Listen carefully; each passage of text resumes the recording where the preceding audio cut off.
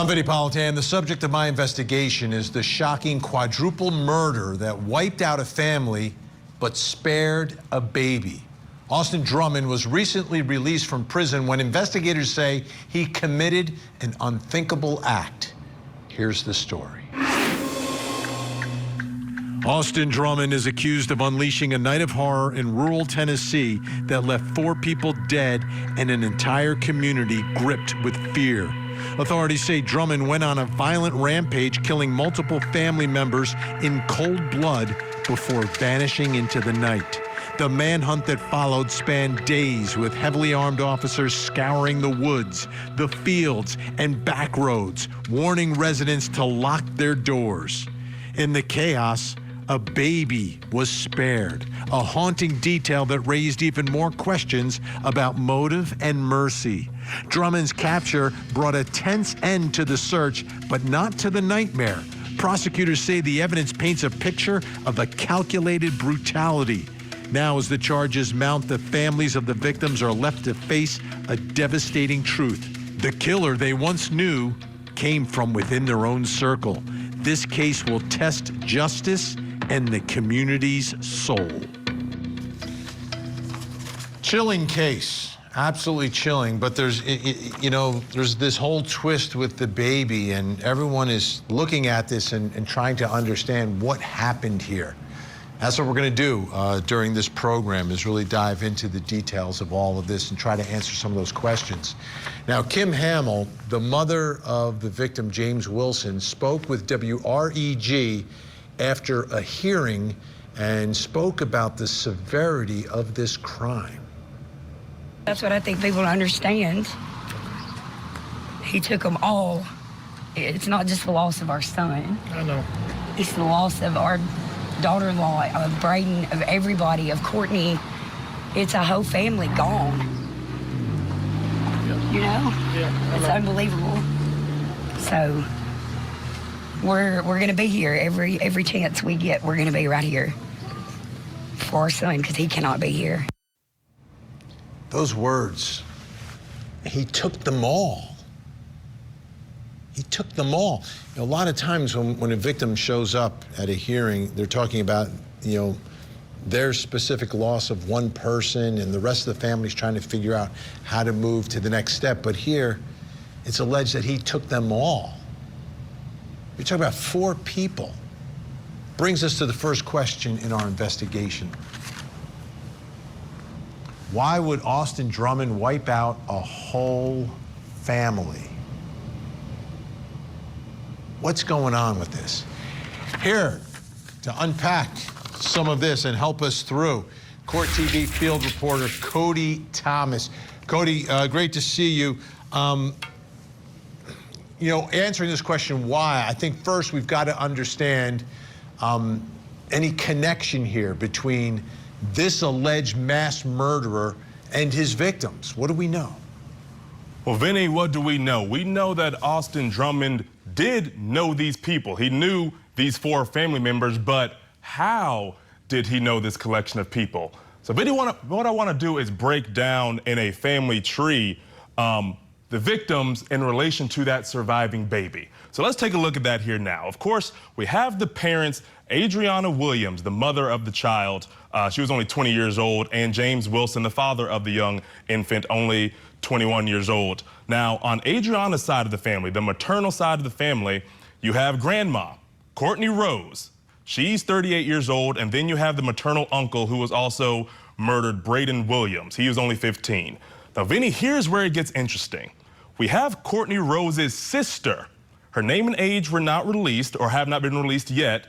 She was in a relationship with Austin Drummond. That's where he factors into all of this in that family tree. If it advances a little bit, you can see how it goes there to give the viewers a little bit more of an understanding. Now, we do know that Drummond spent 11 years in prison at the Northwest Correctional Complex in Tiptonville, Tennessee.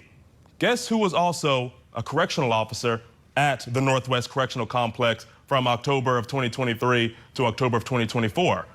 Courtney Rose's sister, that same girlfriend. Now, she was fired due to job abandonment, according to the Tennessee Department of Corrections. And also, Vinnie, police say where Austin Drummond was found and ultimately arrested in Jackson, Tennessee, that was near where this girlfriend, Courtney Rose's sister, also lived.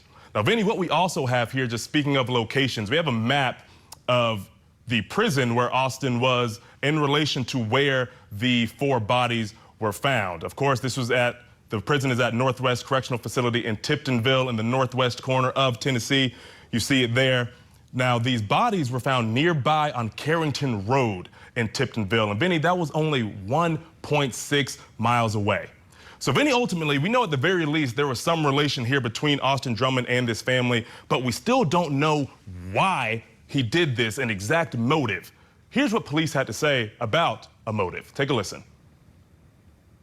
There was a familial relationship between the suspect and the family. And at this point, on a working motive, we are unable to speak about that. Still all part of the investigative process at this time. So, Vinnie, you heard it there. Law enforcement say a motive is still unclear, so we'll have to wait as this investigation unfolds. Yeah, and I think that connection is so crucial, right? And it's a strange connection. Absolutely, yeah. The defendant and his girlfriend connected to this correctional facility just 1.6 miles from where all this happened.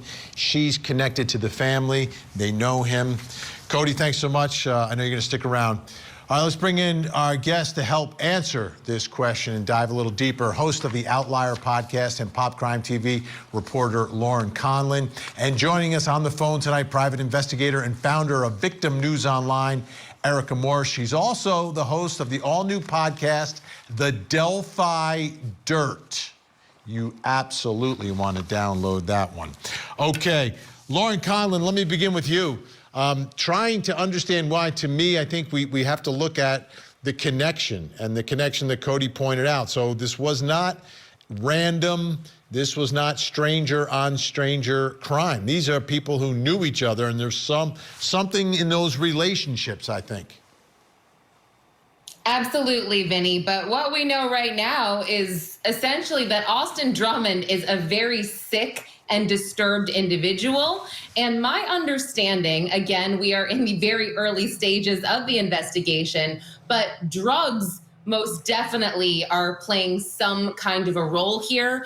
Austin Drummond does have a history with drugs. He was actually pulled over by police when he was transferring drugs from a van. He was intending to go to a prison to transfer these drugs. And when he was pulled over, this was back in June, he actually tossed some things out the window.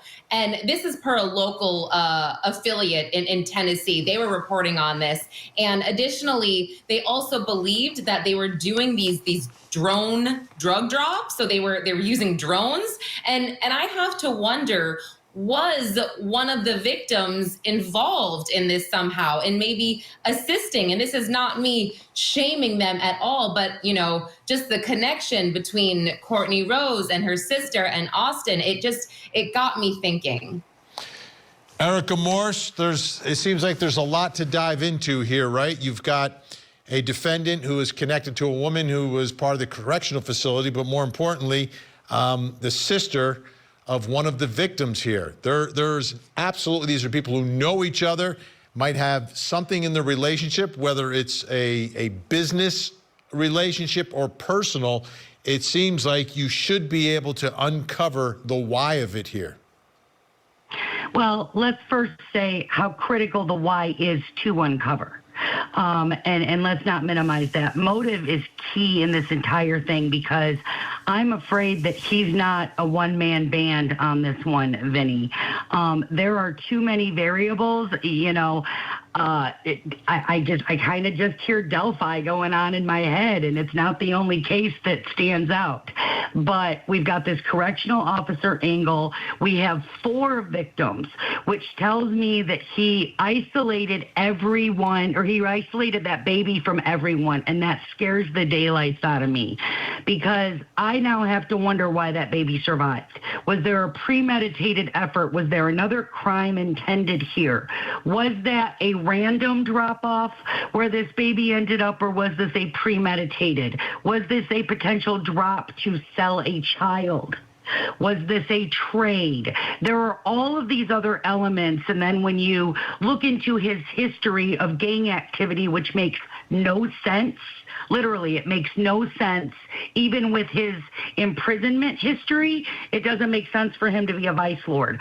So me being a Chicagoland girl, you know, Northwest Indiana, born and raised, just having worked a case where we have correctional corruption, I'm not sure he's a one-man band here, and I'm asking a lot of deeper questions.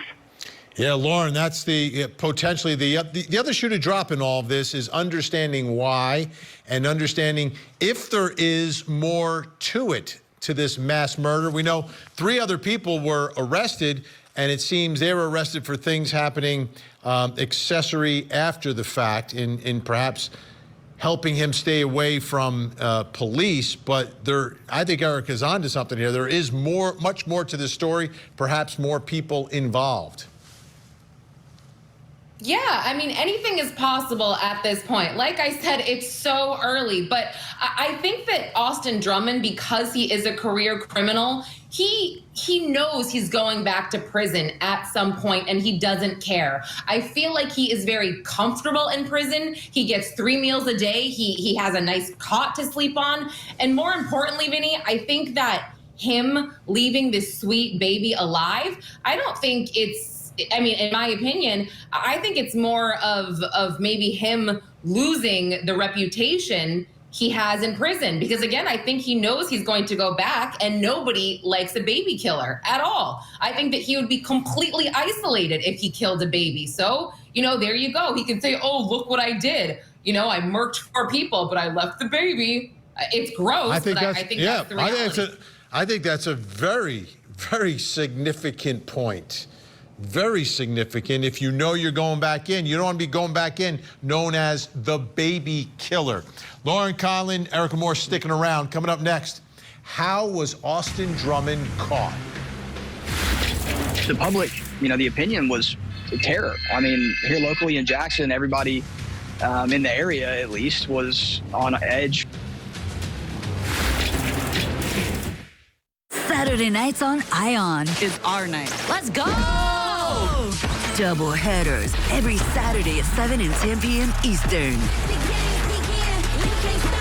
The new Saturday Night Out is on ION all season long. Donna Adelson is facing charges of murder, the death of her former son-in-law. Terrible. Now that Donna has turned into a defendant, what's next for the Adelson clan? The matriarch mastermind murder trial begins next week, only on Court TV. And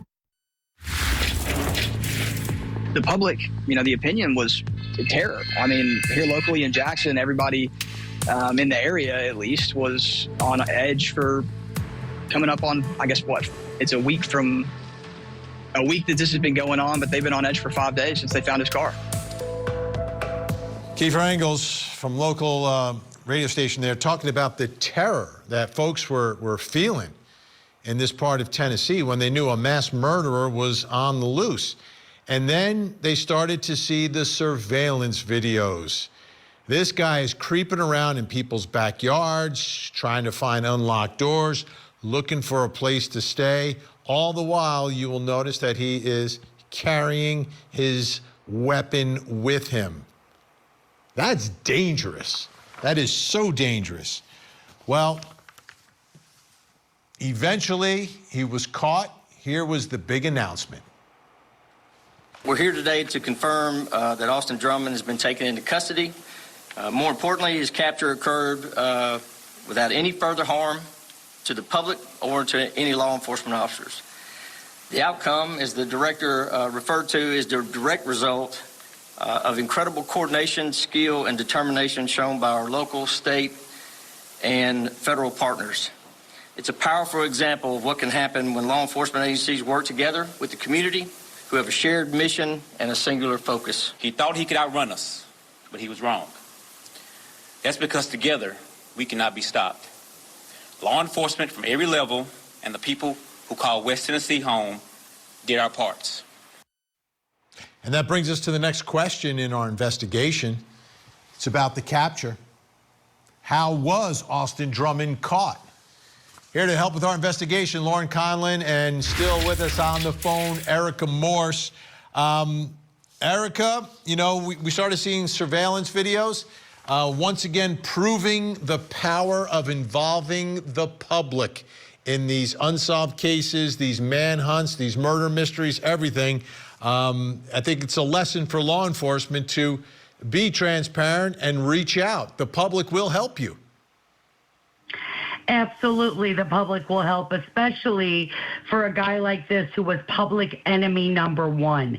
He had terrorized their community. He had taken essentially a whole family away from this community, and then he's going door to door in the middle of the night, very nonchalantly, I might add, very casually, just checking on doors and seeing where he can get in. And if I'm a parent in that community, I am going to be watching out. I'm going to be keeping my kids inside. I'm going to be, if I'm working at a gas station or at a retail store, I'm going to be keeping my eyes peeled. And, you know, let's not dismiss the fact that the marshals were involved, because, Vinnie, they always get their guy. The marshals are amazing. Oh, absolutely. And it's the marshals who used to protect my father, who was a federal judge. Let's take a listen to some of the description of the search efforts and the help from the public. For the past several days, law enforcement have been focusing on specific areas of the city based upon some intelligence, some physical evidence, and technology. From discovering the vehicle near MCO Road and the intelligence which led us to the area off of Pleasant Plains Drive, these type fugitive search operations are most typically made in a methodical fashion. When covering areas, particularly wooded areas, a cursory search is not sufficient for community safety. This morning, however, a couple of encounters with Drummond changed that methodical search to a dynamic one. Just after 8 o'clock a.m., we received multiple calls of sightings of the suspect. Placing resources there immediately resulted in an additional citizen's call at about 8:57 a.m. You know what's fascinating, Lauren? We live in a world where there's surveillance cameras everywhere. We see some of that video. You know, there's so many different ways to track people. But at the end of the day, when you have actual eyes looking out for this person, that made all the difference here.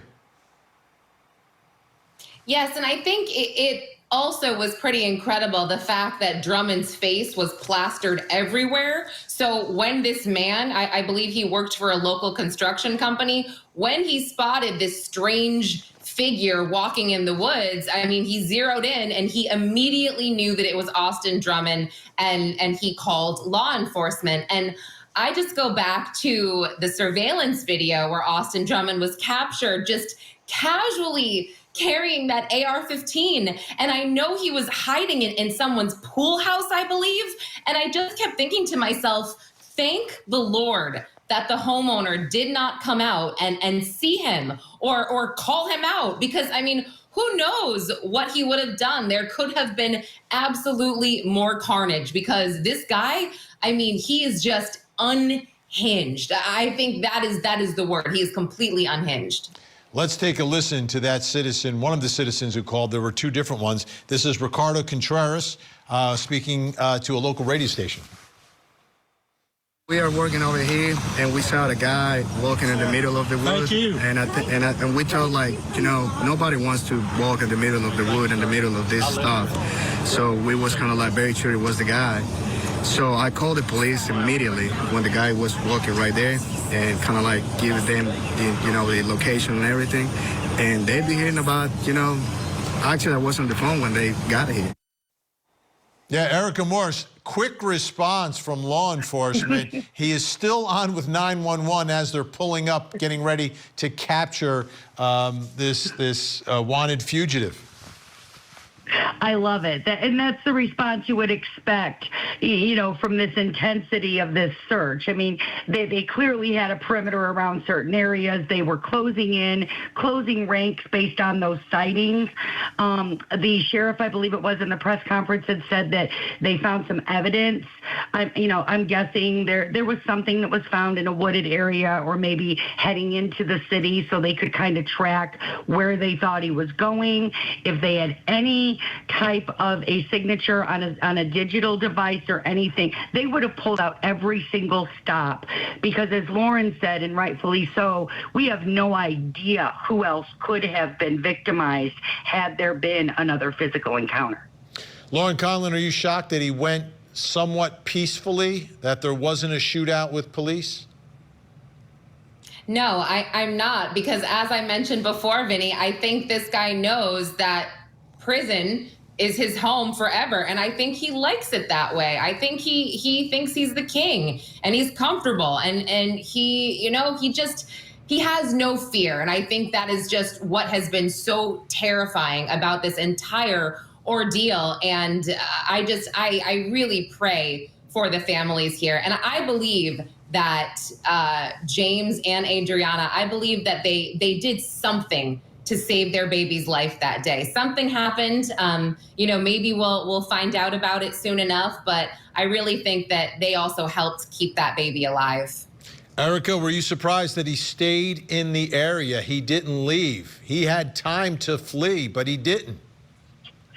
He had time to leave, Vinny, but I'm not sure he had the resources, and that plays a big role in it. And when your face is plastered, you know, he is institutionalized insofar as understanding how they search, how they look for him. And we don't talk about it enough in these types of, you know, remember Brian Laundrie. It's exhausting being on the run. It is maddening being on the run. You're constantly looking over your shoulder. You can't trust anyone. You have to, you know, keep your head down. You're scrounging for food. You have no way to get water. That's not a pleasant experience. So because of him knowing that he could basically go back to jail and be king of the hill, insofar as on the inside, I think Lauren's right, and I think that he just gave up a little bit more easily and didn't necessarily have the means to get out of the area. Erica Morris, Lauren Conlon, great to have you both here. Thank you so much. Up next, who is Austin Drummond?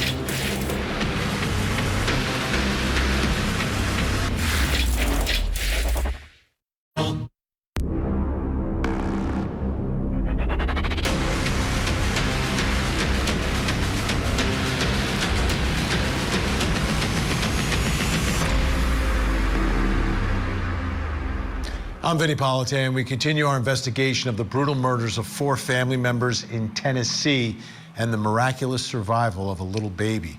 It's a case involving a felon named Austin Drummond. Here's the story.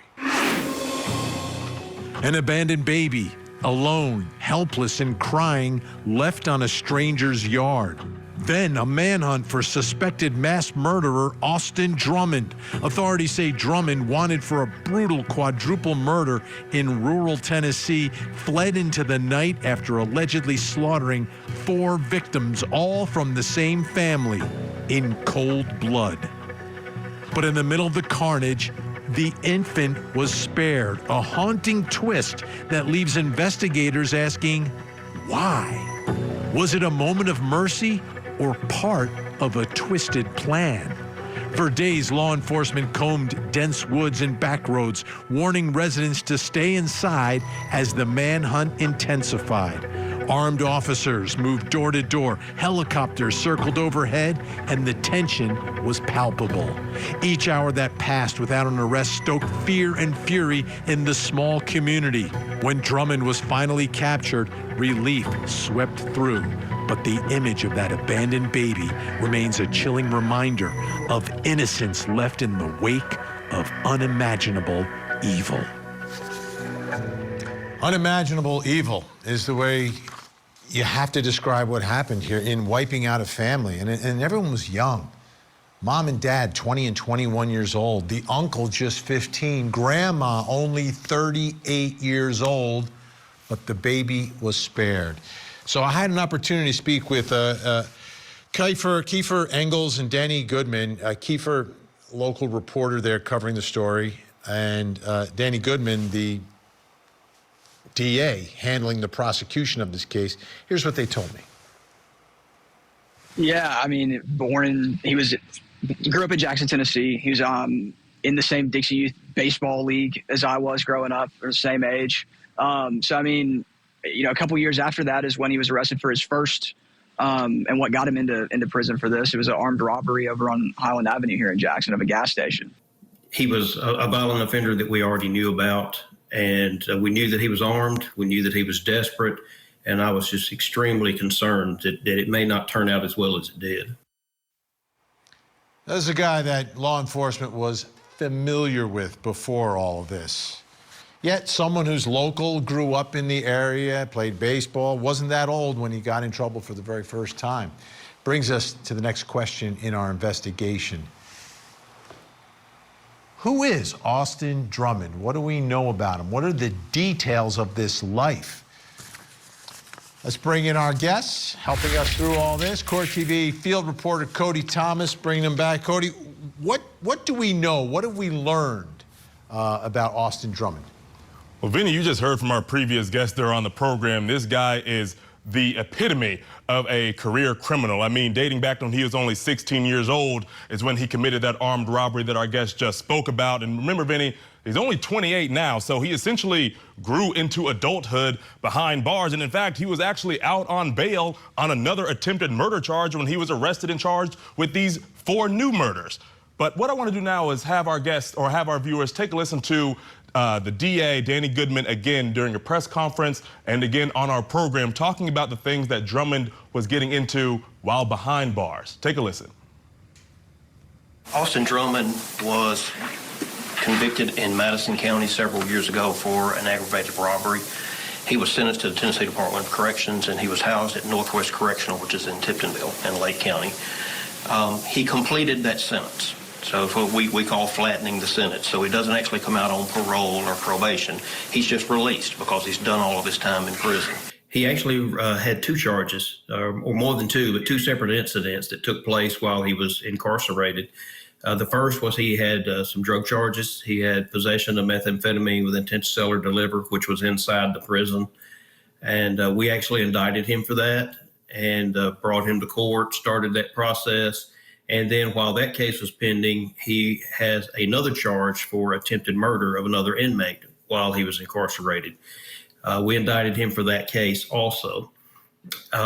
He maxed out his sentence. So at that point, he had to be released from the Department of Corrections, and the Lake County, the local sheriff's department picked him up, took him to the local jail, and he made bond from there. He had a $30,000 bond for the drug charges and a $100,000 bond for the attempted murder. And Vinny, you heard him speak about that aggravated robbery case that sent him to prison back in 2014. The robbery took place in 2013 when he was only 16 years old. He was sentenced to 10 years in prison for that aggravated robbery for robbing that convenience store. And Vinny, after that trial, Drummond calls his father on the phone, threatening jurors that were in the trial, threatening the robbery victim, that store clerk at that convenience store. Police, of course, caught wind of it, and then he had to plead guilty to retaliation for past action in 2015, tacking on an extra 3 years to the already 10-year sentence. And then there's allegations of him having ties to the street gang, the Vice Lords. And of course, Vinny, we know he completed his sentence. As Danny Goodman just said, he was released in September of 2024. He's facing these new charges, this new attempted murder charge, drug charges. But Vinny, in his first appearance in court regarding these 4 murders of the family that we're talking about, he told the judge something interesting. He told the judge that he was self-employed. Take a listen to what he had to say. I'm not going to be able to hire. Okay. Mr. Drummond, prior to being taken in on these charges, sir, were you working anywhere? I have a business, federal run business, kids parties, part-time shows, decorations, stuff like that. So you were self-employed, is that correct? Yes. A balloon business, a children's balloon business, doing parties and, you know, whatever else that the kids want balloons for. So I guess he says he had something going for himself. Vinny, what was also interesting was that soon after his arrest, a family member took to Facebook, a woman named Briar Ashley Childress, and made this post that says, in part, "Courtney Rose, my husband, and Caitlin Speed are siblings. Adriana and Braden are our niece and nephew. Austin Drummond was Caitlin's boyfriend at one time. Yes, he was close to our family. Yes, we cared about him and thought he cared about us. He has literally been nothing short of amazing to us and our kids every time he has been around us. up until this point. He has been amazing to our niece, Caitlin's daughter. We never expected him to cause any harm to anyone, much less anyone in our family. So, Vinnie, despite all this bad stuff against him, clearly at one point in time, people thought he was a good person. At one point, those days are gone. Cody Thomas, thanks so much. Let's bring in our guest to help answer more about this defendant, criminal defense attorney, host of Defense Diaries, the podcast. Bob Motta is with us, and Brandy Churchwell, host of the 13th Juror podcast and Crime Junkie Jury on YouTube. Bob, this guy is so bad. When he went for, he didn't even get parole. Like I would think most people, the first time they're in prison, youthful offender, you get in there when you're 16 or 17, you might catch a break at the end, get a little time shaved off, get out on parole. I mean, he failed to make it to parole. He had to max out on that sentence. To me, that speaks volumes. Yeah, it does. He's a bad guy. You know, he went in at 16, and at that point, they tried him as an adult. And, you know, as Cody told us all the dirty facts behind that. But, you know, he picks up 2 additional charges, which ultimately, you know, the question I think is probably going to be raised at some point in terms of, even though the attempted murder took place while he was in prison, he still tried to kill somebody. You know, so 100,000 is pretty low. And, you know, the argument certainly could be made that he should have been on no bond and he should have gone to trial on that. And then this guy never would have been out. So, you know, I mean, I think that that's probably going to be something that pops up at some point. And if it's not, it should. Yeah, all of us were shocked when we found out that Brandy, a guy who maxed out his sentence, attempted murder charges as he's leaving prison for what happened while he was incarcerated, gets in front of the judge, 100,000, they let him out. What was interesting, Lauren Conlon was talking about this. Do you think this is someone who wants to be in prison? That's where he's most comfortable? That, you know, I looked at these pictures of him. It was like he was going to a Diddy White party while he was in prison. I didn't understand that. Yeah. Do you think that he has his part of him that's like that? Ciroc bottles. Yeah, I mean, he, you know, on his social media, he was posting pictures of him with a Ciroc bottle and him with an Xbox and all of these things. He said something about, you know, chilling here for the next 10 months. He's not seeming like he's having any kind of issues. We know that his girlfriend, or one-time girlfriend, I guess, Caitlin Speed, she was actually a corrections officer at the facility that he was at. So maybe that has something to do with why it was kind of an easy stay for him, but he seemed like he had no issues with it at all. Yeah, how about that romance, Bob Motta? That sounds a little, I think I saw something like that on an HBO show once. Yeah, it's pretty similar. And, you know, I mean, the sad fact is that he's got this relation to Courtney Rose, one of the victims, you know, the grandmother, and, you know, she was a guard in the joint. So clearly she was supplying him with the Ciroc and the Xbox, and I think ultimately what I heard is that's how she got fired from her job. You know, I mean, the thing that everybody wants to know here is why. You know, like, what is the motive here? You know, is it because clearly he knew the family. They had some impression of him that he was a decent guy. And clearly the guy's a monster, you know. So it's, and he was only out since September of 24. You know, it's not like this guy has been out for a long time. It's like he was out and he made quick work of reoffending. So it's a tragic story, really. Yeah, Lauren Conlon, imagine if he was the guy bringing the balloons to your child's birthday party. He said he had a small business, and that's what he did. Balloons for kids' parties. Could you imagine? That's terrifying. No. You know, and even in the DA's letter, when he was up for parole, I think in 2020, the DA even said he is a dangerous felony offender. He is not capable of living among society. And it's sad to see that, you know, it turns out that district attorney was right.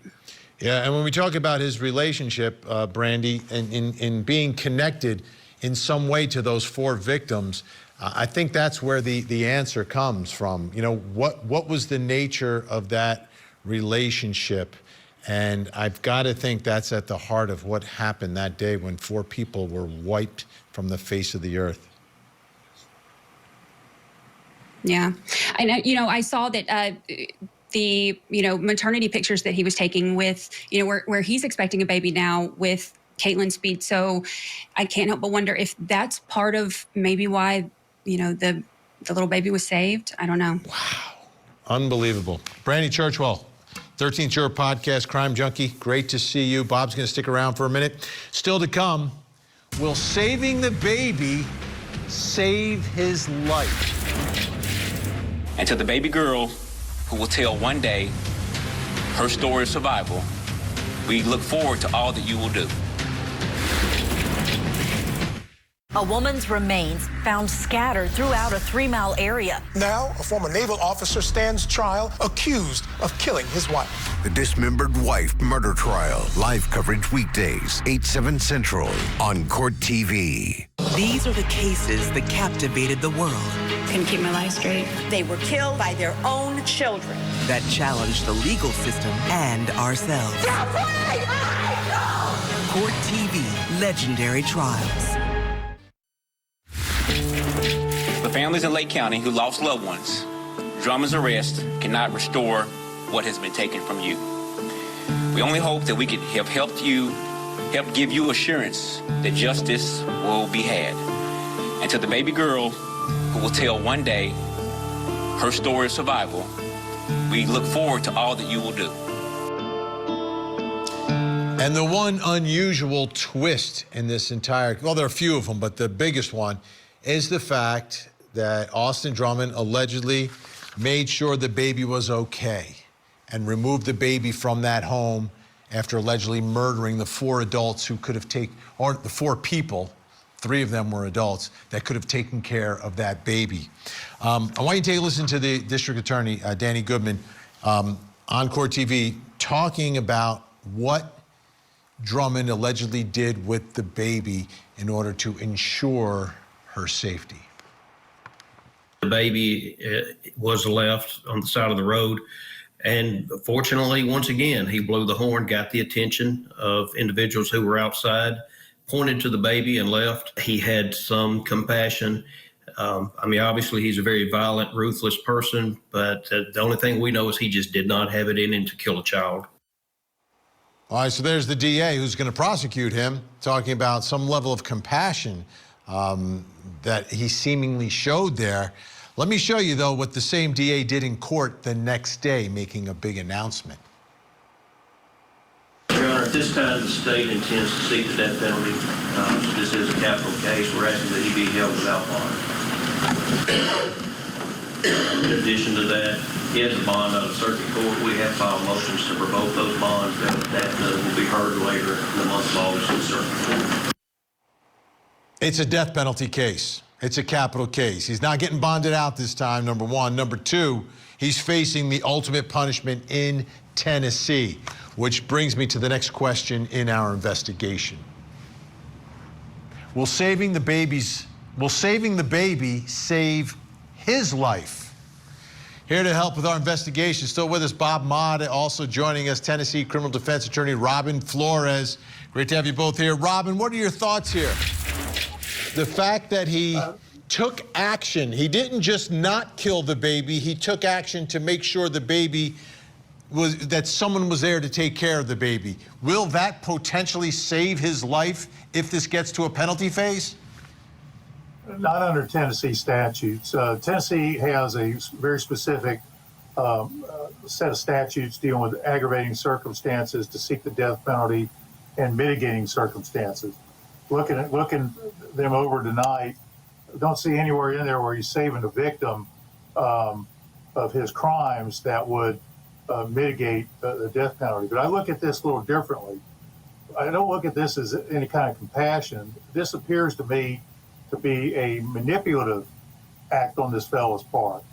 And I go back to my law enforcement career in South Carolina, where a similar situation I dealt with as a patrol officer on the outskirts of the incident, was where you had a guy by the name of Fred Canarins, who eventually was put to death. And part of what his claim was, he annihilated a family, including a 10-year-old boy, when he was being brought back to Charleston for his post-conviction hearing, he escaped. And he escaped while he was in the back of a Charleston County Sheriff's car, and he took the gun of one of the deputies, led them down the road, basically at gunpoint, led them down the road to be let out, almost like an onion field type of situation.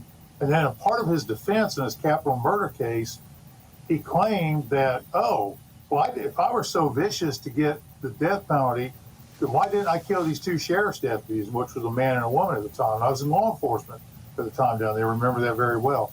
That's what came to mind when I heard this about this dude, Mr. Drummond.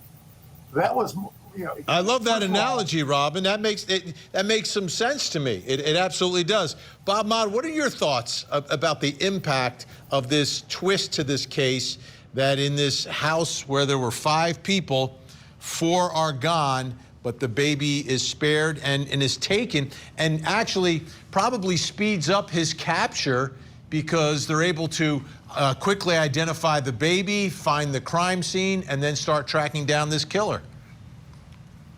Yeah, no, I agree with Mr. Flores. I think that that's going to be of no consequence. And I agree. I think it was a calculated move on his part. I think he thought it would look a certain way. That despite all the chaos and carnage that he caused in terms of killing 4 people, well, look, I saved the baby. I think at the end of the day, and Mr. Flores probably knows better than I since he practices down there, but I think once the conviction hits, it's got to be a unanimous decision by the jury in terms of whether he's going to get the death penalty. And if they can't raise that as a mitigating factor, I mean, the story doesn't really come in. You know what I mean? It's not going to be something that they're going to be able to use in terms of his attorneys, in terms of trying to save his life. So, I mean, look, these cases, in terms of that carrot, we saw it with Koberger, the carrot in terms of just sparing the families a trial and the cost to the public, even though it leaves everybody very unfulfilled, is to pull that death penalty off the table and just have them plead out on it. People don't like it because people want, an eye for an eye a lot of times. Right. But if you kind of look at it in the long run, it's usually the right move. Let me ask you, Robin, on that. We only have about 15 seconds left here, but do you expect him to perhaps get an offer of life in prison versus going to trial with the death penalty looming? It's too early to say, but I can tell you, just politically and overall from my experience practicing in this state and down in Georgia, I don't see that.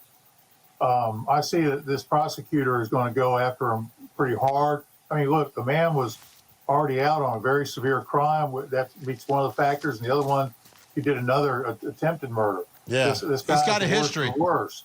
We're out of time tonight, but certainly we're going to speak again about this. Robin Flores, great to have you on the program. Thanks so much. Bob Mott, always great to see you. Death penalty verdicts are unpredictable. It's a very personal decision for jurors.